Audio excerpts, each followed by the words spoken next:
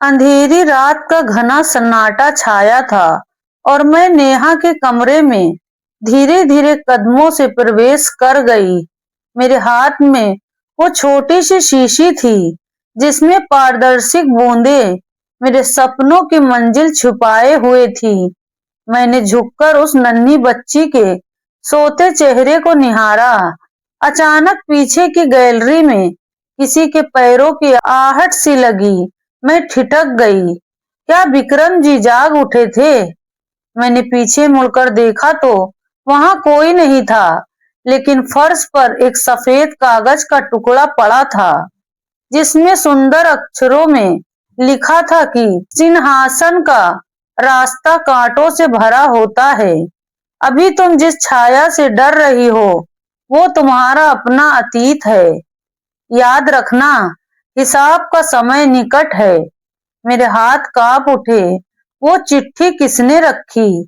उस घर में मेरे और उन पिता पुत्री के अलावा कोई नहीं था। फिर ये चौथा कौन था जो मेरे इरादों से परिचित था?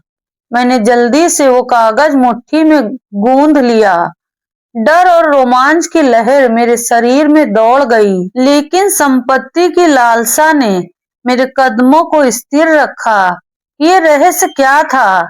ये चिट्ठी किसने लिखी? ये मैं बाद में सोचूंगी। अभी तो मुझे अपना काम पूरा करना था।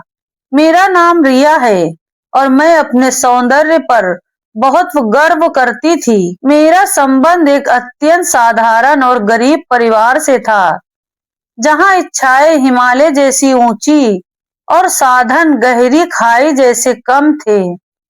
मेरे पिता एक निजी फैक्ट्री में चौकीदार की नौकरी करते थे। उनकी वर्दी के धब्बे मेरी आंखों में चुभते थे। मेरी माँ दूसरों के कपड़े सिलकर घर का खर्च चलाती थी। मेरा छोटा भाई आवारागर्दी में समय बर्बाद करता था। उसे स्कूल भेजने के लिए भी हमारे पास पैसे नहीं होते थे। हम भाई बहनों को कभी पेट भर खाना मिलता तो कभी भूखे सोना पड़ता। मैं बचपन से ही इस गरीबी से नफरत करती थी। जब मैं टूटे शीशे में खुद को देखती तो सोचती कि भगवान ने मुझे महलों की रानी बनने के लिए जन्म दिया है, इस गंदी बस्ती की तंग गलियों में मरने के लिए नहीं। एक दिन माँ ने मुझे पास बिठाकर वही पुरानी सीख दी, बेटी लालच बुरी बला है, चादर देखकर पैर फैलाना चाहिए। ये इच्छाएं इंसान को बर्बाद कर देती हैं। मैंने झुल्लाकर हाथ छुड़ाया और कड़वे स्वर में कहा, माँ, मैं आपकी तरह जीवन भर सिलाई मशीन की खटखट में अपनी इच्छाओं को दबाकर नहीं जी सकती। मुझे ये छोटी चादर नहीं चाहिए। मुझे वो जीवन चाहिए जहां मैं राज करूं। माँ की आंखों में आंसू आ गए। तुम्हारे पैर जमीन पर नहीं है रिया। याद रखना, जो शॉर्टकट ढूंढते हैं वो अक्सर रास्ता भटक जाते हैं। लेकिन मुझे उनकी बातें जहर सी लगती थी। मैंने तय कर लिया था कि मैं इस दलदल से बाहर निकलूंगी। मुझे वो जीवन चाहिए जहां लग्जरी कारें हों, आलीशान हवेली हो, नौकर मेरे इशारे पर नाचे। मेरी ये तड़प तब पूरी होते दिखी जब मैंने शहर के बड़े शॉपिंग मॉल में सेल्स गर्ल की नौकरी शुरू की। वहां मेरी मुलाकात विक्रम जी से हुई। विक्रम जी सुंदर वस्त्रों में लिपटे प्रभावशाली व्यक्तित्व के स्वामी थे। वो उम्र में मुझसे बहुत बड़े थे, लगभग 50 के करीब। उनकी पत्नी का देहांत हो चुका था और वो शहर के प्रसिद्ध व्यापारी थे। जब वो पहली बार काउंटर पर आए तो मैंने समझ लिया कि ये वो सुनहरा अवसर है जिसकी प्रतीक्षा मैं कर रही थी। मुझे उनकी उम्र से कोई मतलब नहीं था। मुझे केवल उनके हाथ की महंगी घड़ी और बाहर खड़ी चमकदार कार दिख रही थी। मैंने बड़ी चालाकी से और मासूमियत का आवरण ओढ़कर उन्हें अपनी ओर आकर्षित करना शुरू किया। वो अकेले थे। उन्हें एक सहानुभूति पूर्वक साथी की जरूरत थी और मैंने उस जरूरत को पूरा करने का नाटक बखूबी किया। कुछ ही समय में विक्रम जी मुझ पर मोहित हो गए। जब उन्होंने विवाह की बात की तो मेरे पिता ने मुझे सख्ती से रोका। बेटी, वो तुम्हारे पिता की उम्र के हैं, लोग क्या कहेंगे? उन्होंने दुखी स्वर में कहा। मैंने तीखे लहजे में जवाब दिया, लोग तब कहाँ थे जब हम भूखे सोते थे। अब मैं अपनी जिंदगी खुद तय करूंगी। मैंने घर वालों से झगड़कर, सभी सामाजिक संबंधों को तोड़कर विक्रम जी से विवाह कर लिया। दुल्हन बनकर जब मैं उस भव्य हवेली में प्रवेश की तो लगा जैसे मैंने पूरी दुनिया जीत ली है। मैंने गर्व से घर की दीवारों को देखा और सोचा कि अब इस साम्राज्य की रानी मैं हूँ। विक्रम जी की सारी संपत्ति, ये हवेली, ये सब अब मेरे इशारे पर होगा। लेकिन ये खुशी शादी के अगले दिन ही समाप्त हो गई, जब नाश्ते की मेज पर विक्रम जी ने मेरा परिचय अपनी 15 साल की बेटी नेहा से करवाया। नेहा की आंखों में मेरे लिए अजनबियत देखकर मुझे एहसास हुआ कि इस घर में मेरा मुकाबला किसी बूढ़े से नहीं बल्कि उस लड़की से है जो इस साम्राज्य की असली वारिस थी। अगली सुबह जब मेरी आंख खुली तो सूरज की सुनहरी किरणें उस शानदार कमरे के रेशमी महंगे पर्दे को चीरकर अंदर आ रही थी। मैंने अपनी जिंदगी में कभी ऐसी सुबह नहीं देखी थी। मैंने मखमली बिस्तर पर लेटते हुए मुस्कुराकर अपने हाथ देखे। अब उन पर आटे की खुशकी, मसाले के दाग या सिलाई मशीन की धूल नहीं थी, बल्कि हीरे की अंगूठियां मेरी उंगलियों में चमक रही थी। मैंने गहरी सांस ली और खुद से कहा, रिया, अब तुम इस हवेली की मालकिन हो। अब कोई तुम्हें गरीब नहीं कहेगा। मैं बड़े अभिमान से नाश्ते की मेज पर पहुंची तो देखा रसोई से डाइनिंग हॉल तक नौकर दौड़ रहे थे। मैंने कुर्सी संभाली और एक नौकर को कड़क आवाज में बुलाया, सुनो, इधर आओ, मेरे लिए ताजा जूस और विशेष आमलेट लाओ। उस नौकर ने एक पल मेरी ओर देखा, फिर क्षमा याचना के अंदाज में सिर झुकाकर बोला, मेम साहब, मैं माफी चाहता हूँ, लेकिन अभी आपका नाश्ता नहीं आ सकता। पहले नेहा बिटिया का नाश्ता तैयार होकर उनके कमरे में जाएगा। विक्रम जी का सख्त आदेश है कि जब तक बिटिया नाश्ता ना कर ले, रसोई से कुछ बाहर नहीं जाएगा। ये सुनकर मैं खून खौल उठा। एक साधारण नौकर की ये हिम्मत कि वो मुझे मना करे। मैंने मेज पर हाथ पटका और चिल्लाई, क्या तुम्हें पता है तुम किससे बात कर रहे हो? मैं इस घर की मालकिन हूँ। क्या मुझे अब तुम्हें तुम्हारी हैसियत याद दिलानी पड़ेगी? बेटी, क्रोध मत करो, अभी तो तुम्हारा इस घर में पहला दिन है। पीछे से विक्रम जी की शांत लेकिन गंभीर आवाज आई। वो नेहा का हाथ थामे मुस्कुराते हुए मेज की ओर आ रहे थे। विक्रम जी ने नेहा को कुर्सी पर बिठाया और मेरी ओर देखकर बोले, रिया, नेहा इस घर की रौनक है। उसकी खुशी और सुविधा हम सबकी प्राथमिकता है। इस घर का हर नौकर नेहा की मर्जी के बिना सांस भी नहीं लेता। मैंने दांत पीसते हुए अपना गुस्सा दबाया और जबरन झूठी मुस्कान सजाई। मेरा वो मतलब नहीं था विक्रम जी, बस भूख लगी थी तो गुस्सा आ गया। विक्रम जी ने नेहा के सिर पर हाथ फेरा और कुर्सी संभालते हुए बोले, नेहा, नेहा को बचपन से आदत है कि हम सब मिलकर दिन की शुरुआत करें। क्यों बेटी? नेहा ने मासूमियत से सिर हिलाया और मेरी ओर देखकर प्यारी मुस्कान दी, लेकिन मुझे उसकी वो मासूमियत अपनी हार और अपमान लग रही थी। पूरे नाश्ते में विक्रम जी का पूरा ध्यान केवल अपनी बेटी पर था। वो खुद अपने हाथों से उसे कौर खिलाते उसके स्कूल की छोटी बातें सुनते और हंसते जैसे मेरा उस मेज पर कोई अस्तित्व ही नहीं हो। मैं वहां बैठी केवल एक दर्शक बनकर रह गई थी। शाम को जब वो दफ्तर से लौटे तो मैंने सोचा अब समय है कि मैं अपनी स्थिति और संपत्ति में अपना हिस्सा स्पष्ट करूं। मैं विक्रम जी के कमरे में गई, जहां वो कुछ कागजात देख रहे थे। मैंने प्यार से उनके कंधे पर हाथ रखा।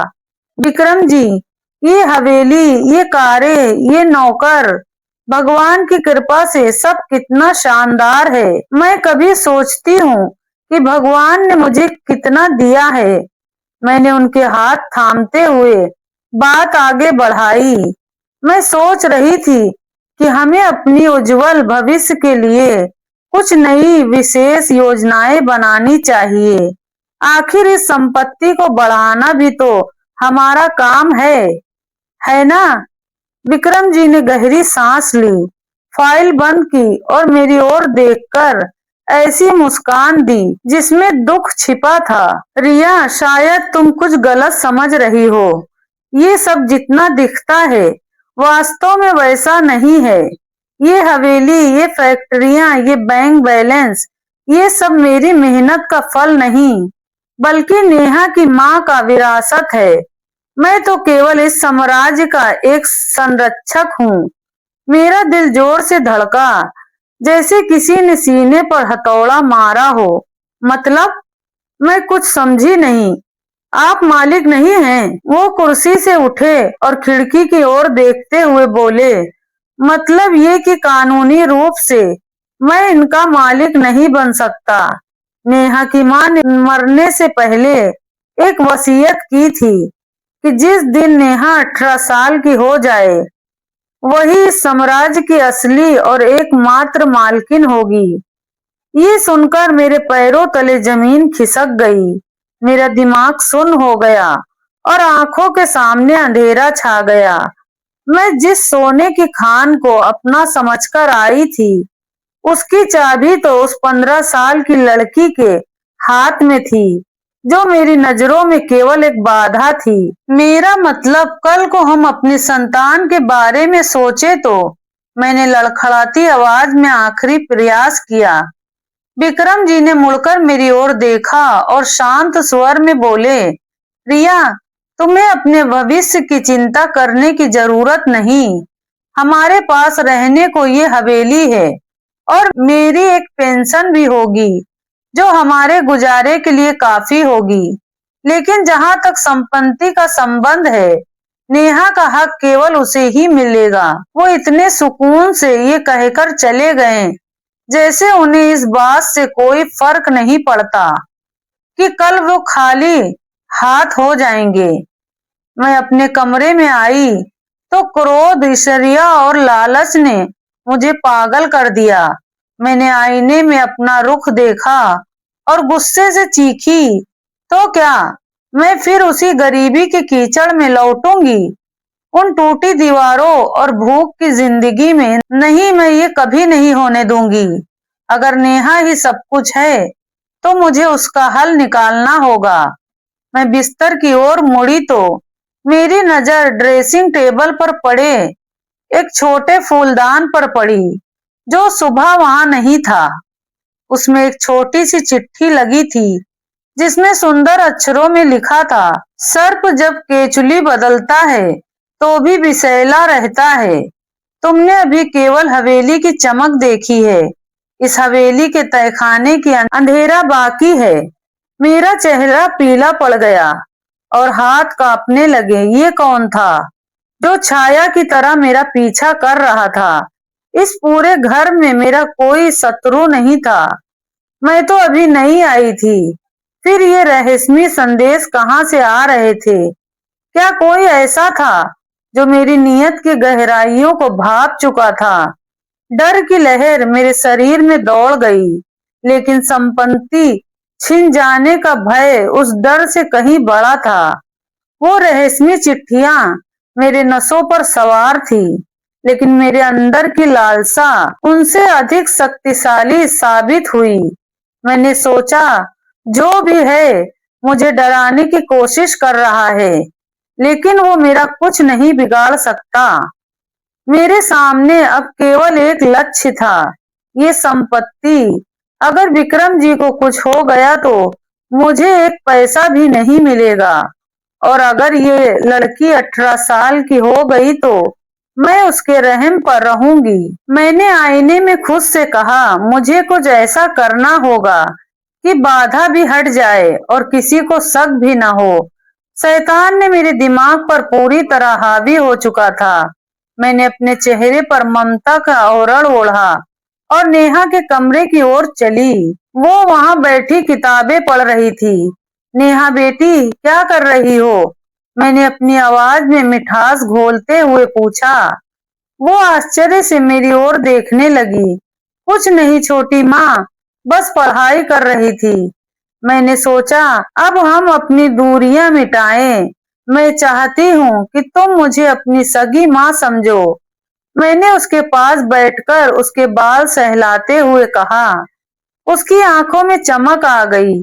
सच में मुझे हमेशा अपनी माँ की कमी खलती थी, अब नहीं खलेगी। अब तुम्हारी हर जरूरत, तुम्हारी सेहत, सब मेरी जिम्मेदारी है। मैंने उसे गले लगाते हुए सोचा कि ये नन्ही कितनी आसानी से मेरे जाल में फंस रही है। शाम को जब विक्रम जी घर आए तो मैंने नेहा को अपने हाथों से खाना खिलाया। विक्रम जी ये देखकर भावुक हो गए। रिया, आज मैं बहुत प्रसन्न हूँ। तुमने नेहा को वो स्नेह दिया जिसकी उसे वर्षों से तलाश थी। विक्रम जी, ये अब मेरी भी बेटी है, मैंने नजरें झुकाकर कहा। लेकिन मुझे लगता है नेहा बहुत कमजोर हो रही है। मैंने उसके लिए विशेष ताकत की दवाएं और विटामिन मंगवाए हैं। मैं चाहती हूँ कि वो पूरी तरह स्वस्थ रहे। तुम जो उचित समझो करो। रिया, मुझे तुम पर पूरा विश्वास है, विक्रम जी ने शांत स्वर में कहा। वही विश्वास मेरी विजय थी। अगले दिन मैंने वो विशेष तरल की शीशी निकाली जिसका मैंने इंतजाम किया था। ये कोई ऐसी चीज नहीं थी जो तुरंत असर दिखाती, बल्कि ऐसे रसायन थे जो धीरे धीरे शरीर के आंतरिक तंत्र को नष्ट कर देते थे। मैंने जूस के गिलास में कुछ बूंदें मिलाई और नेहा के कमरे में गई। ये लो बेटी, ये तुम्हारी सेहत के लिए जरूरी है। मैंने मुस्कुराकर गिलास उसकी ओर बढ़ाया। धन्यवाद मम्मा, आप मेरा कितना ध्यान रखती हैं। उसने मुस्कुराकर गिलास एक सांस में खाली कर दिया। उसके चेहरे की वो मासूम मुस्कान देखकर एक पल को मेरी आत्मा कांपी, लेकिन फिर मुझे वो हवेली और संपत्ति याद आई और मेरा दिल फिर पत्थर हो गया। कुछ दिन बीते तो नेहा ने शिकायत की, मम्मा, मुझे आज बहुत थकान लग रही है और पेट में हल्का दर्द भी है। कुछ नहीं बेटी, ये मौसम बदलने से है। मैंने उसे ढांढस बांधा और विटामिन की मात्रा थोड़ी बढ़ा दी। उस रात जब मैं अपने कमरे में आई तो बिस्तर पर एक और लिफाफा रखा। मैंने उसे खोला तो लिखा था, जिस जड़ को तुम काट रही हो वो उस घर की नींव है। नींव गिरी तो मलबा तुम्हें भी नहीं छोड़ेगा। अभी भी समय है, रुक जाओ।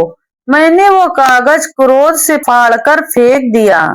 कोई मुझे नहीं रोक सकता। ये संपत्ति मेरी है और केवल मेरी रहेगी। समय पंख लगाकर उड़ रहा था। शायद मेरी इच्छाएं उसे गति दे रही थी। नेहा की हालत दिन प्रतिदिन बिगड़ती जा रही थी। उसके चेहरे की ताजगी पीली पड़ चुकी थी और उसकी हंसी की जगह कमजोरी भरी सिसकियां ले चुकी थी। एक सुबह विक्रम जी घबराए हुए मेरे कमरे में आए। रिया को क्या हो गया है? वो बिस्तर से उठ ही नहीं पा रही। मैंने घबराहट का आवरण ओढ़ा और तेजी से नेहा के कमरे की ओर दौड़ी। वो पीली पड़कर बिस्तर पर लेटी थी। उसकी सांसें उखड़ रही थी। बेटी, क्या हुआ? मैंने उसका माथा चूमते हुए पूछा। जो पसीने से तर था। मम्मा बहुत बेचैनी हो रही है, मेरे अंदर जैसे कुछ टूट रहा है, उसने कमजोर आवाज में कहा। विक्रम जी ने तुरंत शहर के बड़े डॉक्टर को बुलाया। थोड़ी देर में डॉक्टर पहुंच गए। उन्होंने नेहा को विभिन्न परीक्षण किए और उसे ध्यान से देखा। विक्रम जी कमरे में चक्कर लगा रहे थे, जबकि मैं कोने में खड़ी अपने नाखून चबा रही थी। डर से नहीं, बल्कि इस प्रतीक्षा में कि कब ये बाधा हमेशा के लिए समाप्त होगी। डॉक्टर साहब, मेरी बेटी को क्या हुआ है? विक्रम जी ने तड़पकर पूछा। डॉक्टर चश्मा उतारकर सोफे पे रखा और उलझन भरे स्वर में बोले, विक्रम जी, बाहर तौर पर तो कोई रोग नहीं दिखता। हृदय गति, रक्तचाप सब सामान्य के निकट हैं, लेकिन उसके अंग तेजी से कमजोर हो रहे हैं। ऐसा लगता है जैसे उसके शरीर को अंदर से कोई चीज खा रही हो। जो उपचार क्या है? मैंने बीच में कहा। हमें कुछ और परीक्षण करने होंगे। फिलहाल मैं कुछ एंटीबायोटिक दे रहा हूँ, लेकिन आप उसकी डाइट का विशेष ध्यान रखें। उसे केवल वही दें जो उसका पेट सहन कर सके। डॉक्टर नुस्खा लिखकर चले गए। विक्रम जी टूटे स्वर में बोले, रिया, अगर इसे कुछ हो गया तो मैं जीवित नहीं रहूंगा। ये मेरी आखिरी निशानी है। मैंने उनके कंधे पर हाथ रखा। आप हिम्मत ना हारे विक्रम जी, मैं हूं ना। मैं इसे अपने हाथों स्वास्थ्य दूंगी। आप विश्राम करें, मैं इसकी दवा का प्रबंध करती हूँ। मैं रसोई में गई तो वहां नौकर काम कर रहे थे। मैंने उन्हें बाहर भेजा और वो विशेष शीशी निकाली।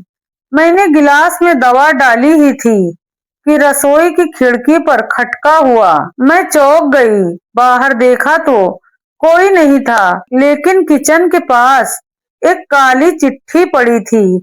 उस पर लिखा था, जो हाथ जीवन छीनते हैं वो कभी शांति की रोटी नहीं तोड़ सकते। नेहा की हर सांस का हिसाब लिखा जा रहा है। मुड़कर देखो, तुम्हारा अंत तुम्हारा इंतजार कर रहा है। मेरा शरीर कांपने लगा। मैंने वो तुरंत चिट्ठी जला दी और डस्टबिन में फेंक दी। ये कौन है जो मेरे पीछे पड़ा है? क्या विक्रम जी हैं? नहीं, वो तो अपनी बेटी के दुख में डूबे हैं। फिर कौन? मैंने वो गिलास उठाया और नेहा के कमरे में पहुंची। वो अर्थ निर्धा में थी। बेटी, ये पी लो, डॉक्टर ने दी है। मैंने स्नेह से उसके सिर के नीचे हाथ रखा। उसने आंखें खोली। उनमें मासूमियत और मुझ पर अंधा विश्वास था। मम्मा, आप कितनी अच्छी हैं। पापा कहते थे कि आप मेरी सगी माँ नहीं हैं, लेकिन आप तो मुझे उनसे भी अधिक स्नेह करती हैं। उसकी बात ने मेरे सीने में एक पल के लिए खंजर सा काम किया, लेकिन संपत्ति का विचार उस भावना पर हावी हो गया। पी लो बेटी, बस थोड़ी देर और फिर सब ठीक हो जाएगा, मैंने मुस्कुराकर कहा। उसने वो तरल पी लिया और फिर सो गई। मैं उसे देखकर सोच रही थी, अब बस कुछ दिनों की बात है, फिर ये हवेली, ये संपत्ति और ये साम्राज्य केवल मेरा होगा। विक्रम जी अब इतने कमजोर हो चुके थे कि उन्हें अपनी बेटी की पीड़ा देखी नहीं जा रही थी। वो सारा दिन घर के मंदिर में पूजा में बिताते, जबकि मैं अपने लक्ष्य की अंतिम सीढ़ी चढ़ रही थी। कमरे में घुटन बढ़ती जा रही थी। शायद मेरे पापों की घुटन थी। नेहा अब मुश्किल से आंखें खोल पाती थी। विक्रम जी के चेहरे पर झुर्रियां गहरी हो चुकी थी और वो हर समय चिंतित रहते। रिया, अब मुझसे ये देखा नहीं जाता, विक्रम जी ने रोते स्वर में कहा। मैंने तय किया है कि नेहा को उपचार के लिए विदेश ले जाऊंगा। यहाँ के डॉक्टर तो रोग नहीं पहचान पा रहे। मेरा दिल धक से रह गया। अगर वो विदेश गई तो वहां के आधुनिक परीक्षण सब उजागर कर देंगे, मेरा पूरा योजना ध्वस्त हो जाएगा। विक्रम जी संयम रखे। मैंने उनके पास बैठकर बड़ी सहानुभूति से कहा, उसकी हालत देखिए, क्या वो इतने लंबे सफर की ताकत झेल सकेगी? डॉक्टर ने कहा है कि उसे पूर्ण विश्राम चाहिए। अगर रास्ते में कुछ हो गया तो हम खुद को कभी क्षमा नहीं कर पाएंगे।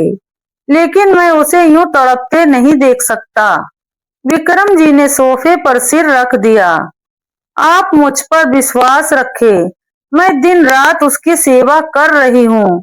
प्रार्थना करें, भगवान कृपा करेंगे।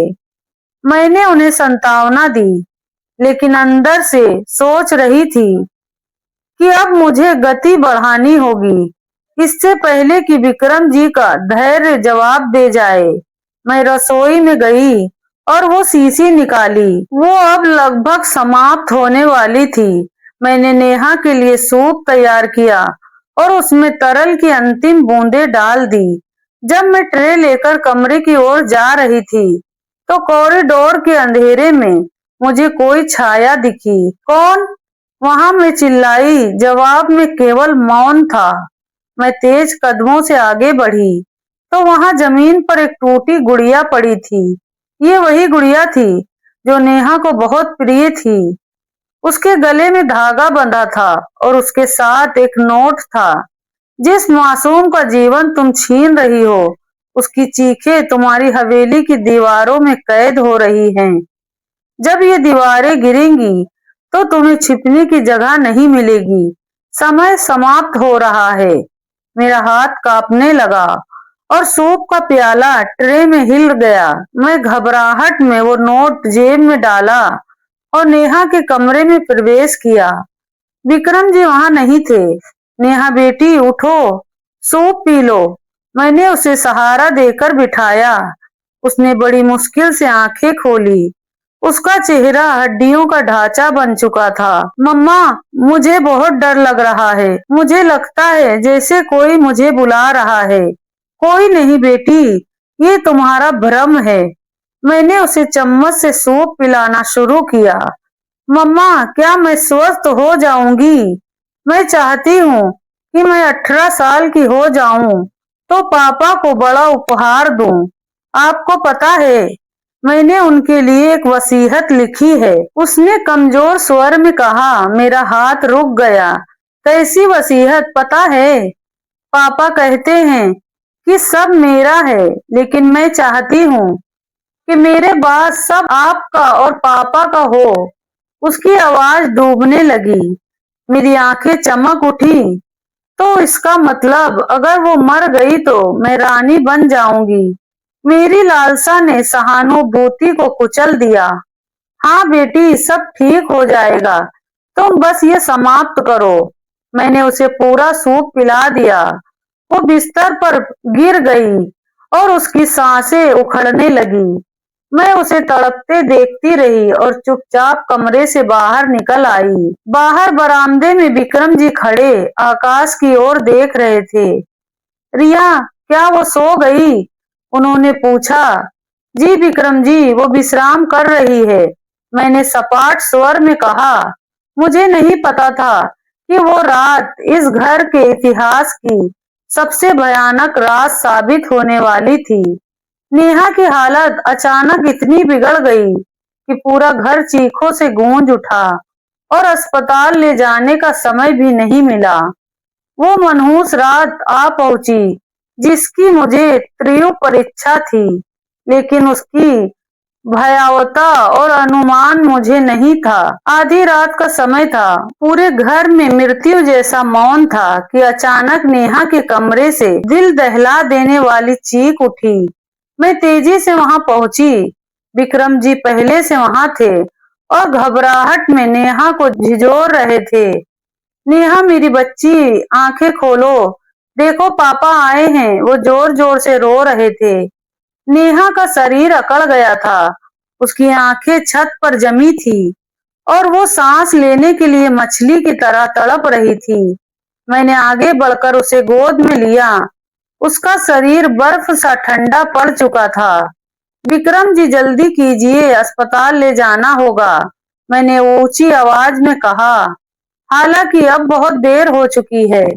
वो विशेष बूंदें अपना काम पूरा कर चुकी थी। डॉक्टर को बुलाओ रिया, जल्दी करो। विक्रम जी के हाथ कांप रहे थे कि वो फोन भी नहीं उठा सके। मैंने फोन उठाया, लेकिन जानबूझकर गलत नंबर मिलाया। विक्रम जी, लाइन नहीं लग रही। नेहा ने अंतिम बार जोर से सांस ली। उसकी पुतलियां स्थिर हो गई और उसका सिर एक ओर लुढ़क गया। वो मेरी गोद में दम तोड़ गई। कमरे में अचानक मौन छा गया, ऐसा मौन जो चीखों से अधिक भयानक था। नहीं, नेहा! विक्रम जी उसकी लाश पर गिर पड़े और बच्चे की तरह बिलखने लगे।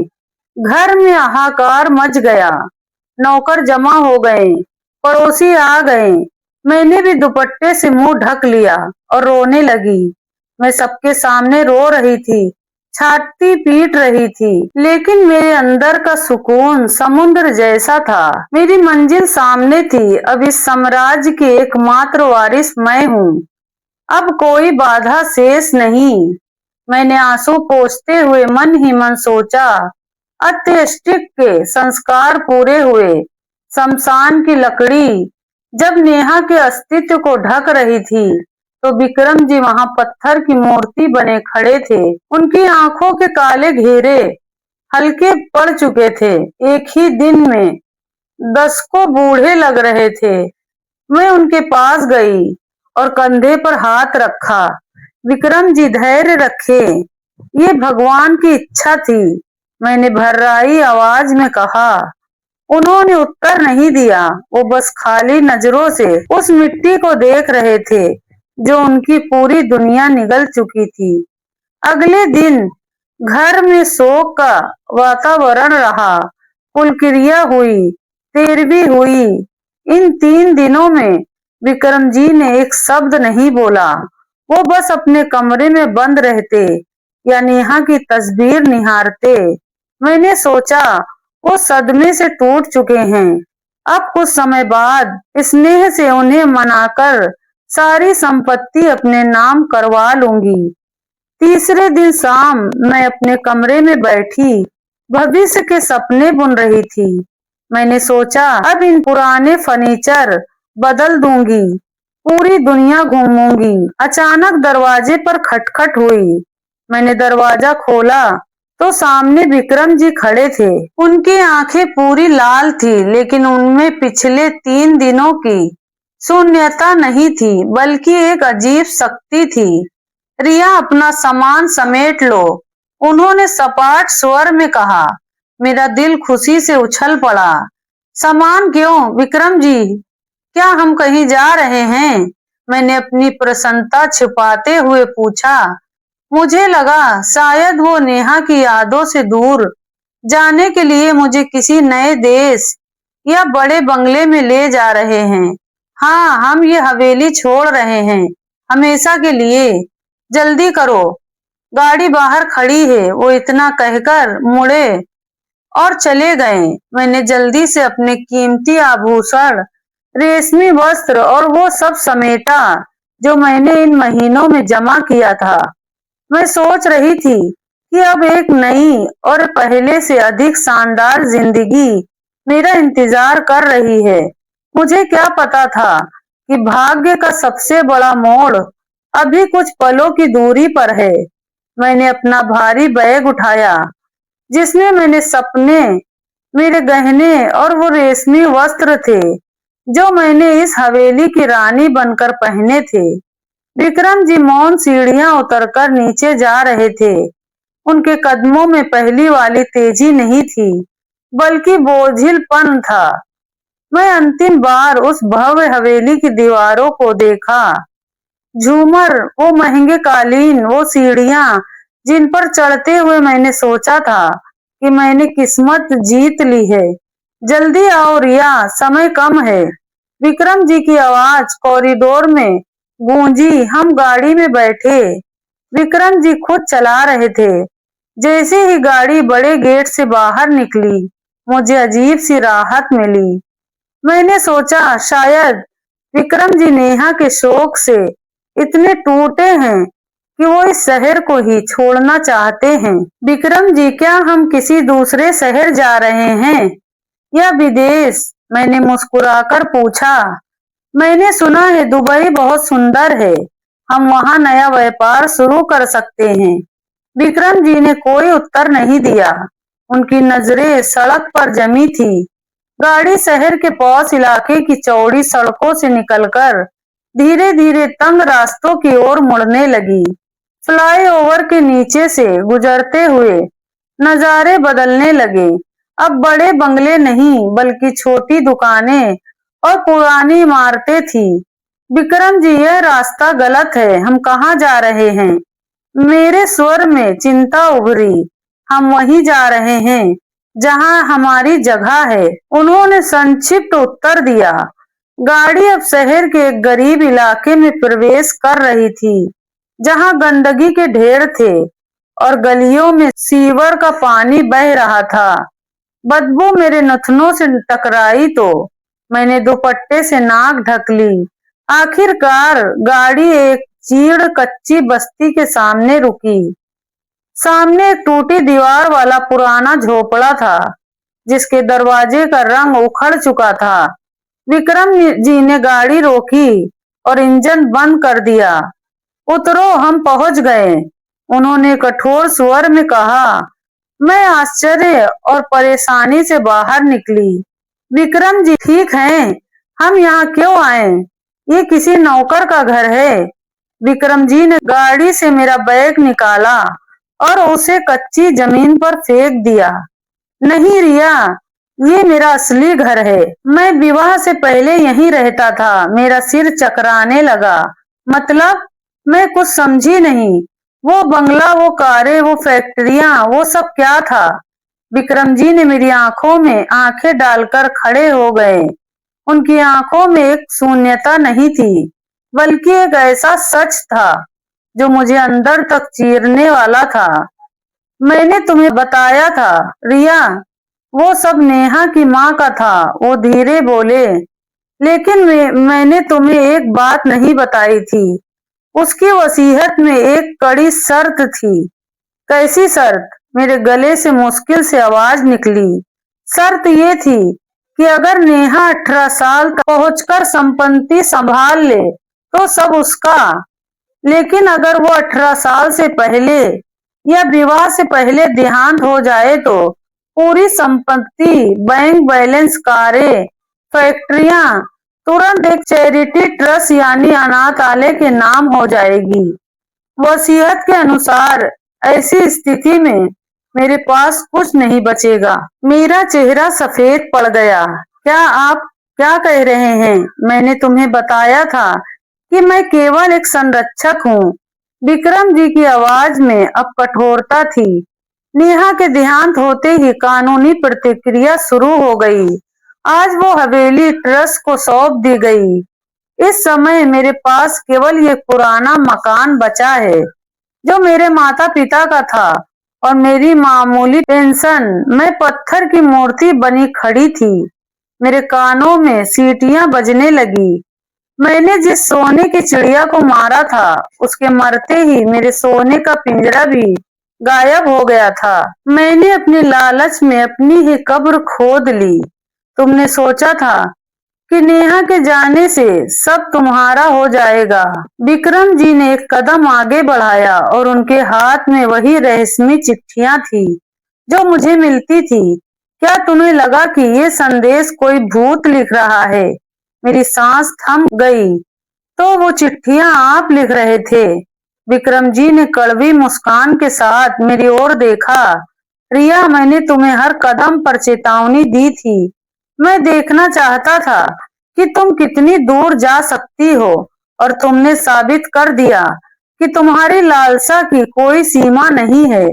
कच्ची बस्ती की उस तंग गली में फैला अंधेरा मेरे अस्तित्व को निगलने लगा। मैं ठिठक कर उस टूटी दीवार वाले मकान को देख रही थी जो अब मेरा भविष्य था। वो बंगला, वो रेशमी पर्दे, वो नौकर, सब एक पल में विलुप्त हो गए। मेरे हाथ में पकड़ा वो भारी बैग जिसमें मेरे कीमती वस्त्र थे। अब मुझे पत्थर सा बोझिल लग रहा था। विक्रम जी, ये मजाक है ना? मैंने कांपती आवाज में पूछा। मेरी आंखों में अभी भी इनकार की चिंगारी बाकी थी। आप मुझे डरा रहे हैं। वो सब अनाथालय का कैसे हो सकता है? मैं आपकी पत्नी हूँ, मेरा अधिकार कहाँ गया? विक्रम जी ने गहरी सांस ली और मेरी ओर एक कदम बढ़ाया। उनकी आंखों में वो करुणा समाप्त हो चुकी थी जिसके जाल में मैंने उन्हें फंसाया था। अधिकार तब मिलता है रिया, जब तुमने अधिकार निभाया होता। मैंने तुम्हें पहले दिन ही कहा था कि मैं केवल रक्षक हूँ। नेहा की माँ ने ये संपत्ति मुझ पर विश्वास से नहीं, बल्कि नेहा की सुरक्षा के लिए छोड़ी थी। उसे पता था कि इस दुनिया में लालची शिकारी बहुत हैं, लेकिन मैंने तुमसे स्नेह किया था। मैंने चीखकर कहा, हालांकि मेरी आवाज में सच्चाई की कोई झलक नहीं थी। चुप हो जाओ रिया, अब जुबान से स्नेह का नाम मत लो। विक्रम जी की आवाज में अब गरज थी। तुम क्या समझ रही थी कि तुम जो कुछ नन्ही के साथ कर रही हो, मुझे उसका ज्ञान नहीं होगा? मेरा दिल गले में आ गया। आप क्या कह रहे हैं? विक्रम जी ने जेब से वो छोटी शीशी निकाली। चांदनी में चमकती तो मेरा चेहरा पीला पड़ गया। ये वही शीशी थी जिसकी बूंदों से मैंने नेहा की जिंदगी समाप्त की थी। मेरी सांस रुकने लगी। ये देख रही हो? उन्होंने शीशी मेरी आंखों के सामने हिलाई। जिस दिन नेहा की तबीयत बिगड़नी शुरू हुई, उसी दिन से मुझे शक हुआ था। मैंने डॉक्टर से गुप्त बात की थी। पोस्टमार्टम रिपोर्ट ने मेरे शक को यकीन में बदल दिया। डॉक्टर ने बताया कि उसके शरीर में ऐसे रसायन मिले जो प्राकृतिक नहीं, बल्कि किसी विशेष उद्देश्य से दिए जा रहे थे। मैंने पीछे हटने की कोशिश की, लेकिन मेरा शरीर पत्थर हो चुका था।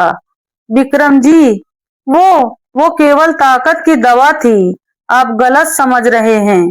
झूठ मत बोलो, वो गरजे और उनकी आवाज उस वीरान गली में गूंजी। जब मैंने तुम्हारे कमरे की तलाशी ली तो मुझे तुम्हारी अलमारी के पीछे ये शीशी और ये रिकॉर्ड मिले जिनसे तुम उस नन्ही की जिंदगी छीन रही थी।